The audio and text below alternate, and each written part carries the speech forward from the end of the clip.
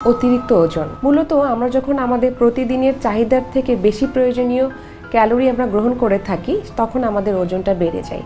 যদি আমাদের ক্যালোরি চাহিদা 1500 থাকে, আমরা যদি প্রতিদিন 2000 ক্যালোরি বা 2500 ক্যালোরি গ্রহণ করি তখনই কিন্তু আমাদের ওজনটা ধীরে ধীরে বাড়তে থাকে। সেটা যদি আমরা শর্করা খেয়ে থাকি বা প্রোটিন খেয়ে থাকি বা চর্বি খেয়ে থাকি, সব কিছুতেই কিন্তু আমাদের ওজনটা তখন বাড়তে থাকবে।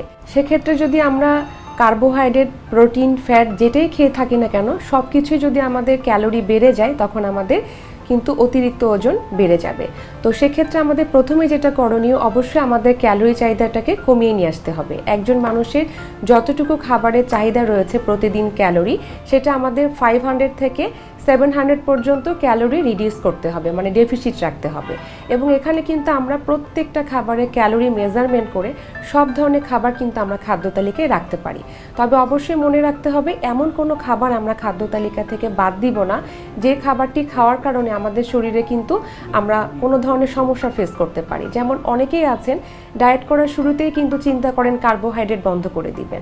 সেই ক্ষেত্রে দেখা যায় যে সেই মানুষদের অবশ্যই ওজন কমে যাচ্ছে, কিন্তু একটা দীর্ঘ সময় পরে গিয়ে তাদের নানান রকম সমস্যা দেখা দিতে পারে। যেমন তার মেজাজ খিটখিটে হতে পারে, তার অতিরিক্ত শরীরে কিন্তু তার শক্তি সেটা কিন্তু কমে আসতে পারে। এছাড়াও দেখা যাচ্ছে যখন তারা এই ধরনের ডায়েটগুলো ছেড়ে দিবে, খুব দ্রুত তাদের ওজন ডাবল পর্যন্ত গেইন হতে পারে।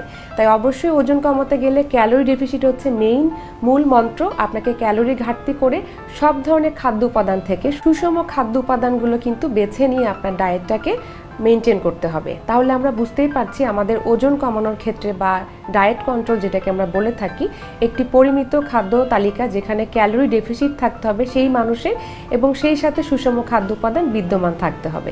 তাহলে দেখা যাবে আমাদের ওজনটা সুন্দরভাবে নিয়ন্ত্রণ হচ্ছে।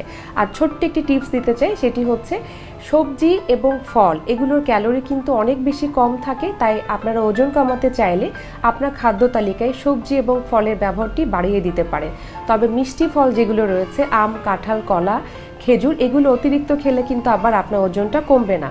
তাই সাইট্রাস ফ্রুটস অথবা আপনারা যদি যে কোনো ধরনের টক ফল রাখেন সেটা আপনার জন্য ভালো।